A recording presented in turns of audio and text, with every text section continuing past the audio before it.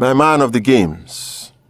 The Gateway Games 2024 came to an end rather suddenly. To many people, and according to initial pre-games expectations, the 22nd National Sports Festival was to end on Friday, May the 30th. That's why coming one day before, on Thursday, May 20th, caught many by surprise. However, Thursday became important because it fell on a day that is significant to the host state. Coincidence or by design, it made absolute sense for the Games to ride with the circumstances and organize a superb climax to a Games that is being considered by many as the best edition of the National Sports Festival ever. Of course, that claim is both arguable and contentious. It would depend on who is expressing it and what aspects of the festival they are referring to as best. Without question, though, Gateway Games 2024 will go down as a showpiece, one re-establishing the essence and significance of the biggest sporting event in Nigeria, established in 1973, and still sustained as a unifying tool for the youths of the country. Gateway Games 2024 has been a success by all ramifications. From the opening to the closing ceremonies, it looked good optically, particularly for television. It went relatively smoothly, devoid of controversies and crises. It was a memorable experience for the athletes. They matter the most in this whole enterprise. The facilities for the Games were new and modern. The venues were good and functional. The general organization ran well, mostly on autopilot, aided by the tranquil nature, liberalism, accommodation, friendliness, hospitality, and cultural sophistication of the people of Ogun State. The athletes were mostly camped in one place. That created the atmosphere and ambience to bring the over 12,000 athletes from different parts of the country together. This integration was the original motivation for establishing this biannual festival, to promote peace, friendship, and unity amongst the youths of the country. The format for the events also brought out some meaningful athletic performances, reflecting the discovery of young talents for a new elite athletes development project of the National Sports Commission. This is a transition phase for the development of the athletes in a program designed to take them to the highest levels where they can represent Nigeria in international competitions. These facilities used during the Games are first class, reducing the incidences of manipulation and ensuring the integrity of results. At the end of the Games, for the first time in a long while, even muted complaints about overall results, something that marred the image of several past festivals, were absent. Every race, every contest was fairly won and lost on the tracks, fields, courts, and in the halls. Beyond the technical sports events, the people of Ogun confirmed their place as a mature and civilized people. The game ran almost organically, not because there were any stringent controls, but purely because it is in the nature and genes of the Ogun State people to welcome strangers, to live peacefully in their safe environment, to conduct themselves decently in the presence of strangers with their simple lifestyle of endless celebration. Security personnel were almost invisible in this whole project. They were just observing and hardly interfering throughout. That kind of conduct in Nigeria is almost unheard of, but it happened during the Games. I hear from the grapevine that there were security operatives planted in strategic places, working silently behind the scenes to ensure such an atmosphere. But we will never know. The reality is that at most venues, despite the throng of spectators, no instances of hooliganism, indecent conduct, and public disorder were heard of.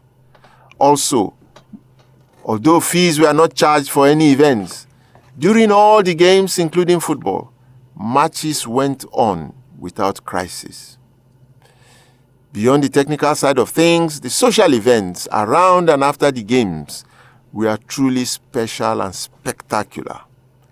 The MKO Abiola Arena was the epicenter.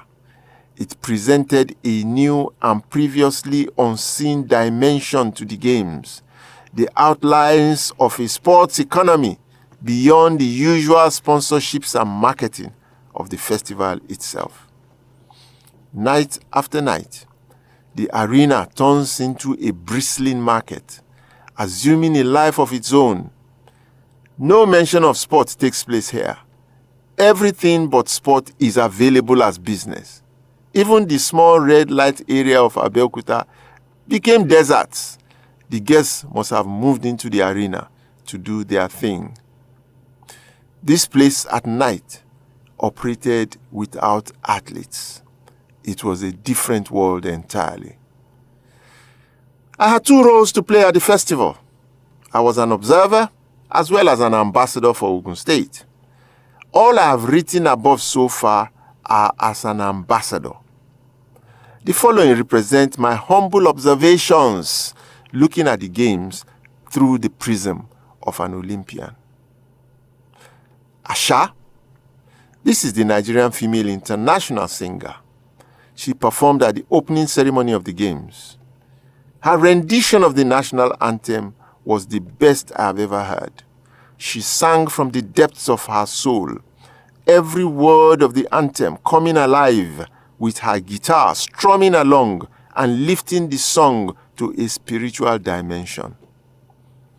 The march past of the athletes during the opening ceremony was done to this pulsating rhythm of Afrobeats music, not military music. It was a first in the world. The athletes moved and danced in a happy mood before any events even took place. That may have positively impacted the mood of the rest of the festival.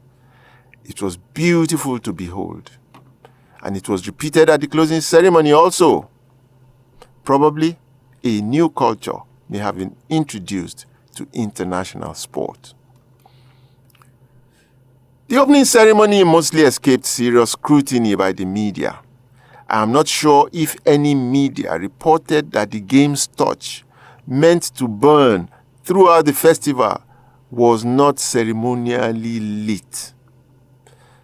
Throughout, it remained unlit and idle, lifeless like a painting on a wall.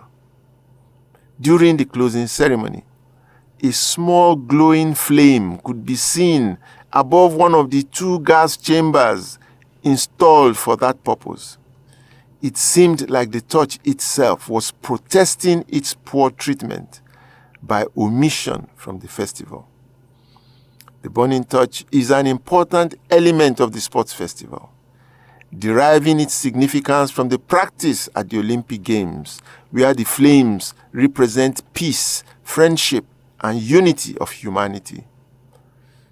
Lighting the torch is a sacred practice performed only by worthy athletes that have made significant contribution to sport.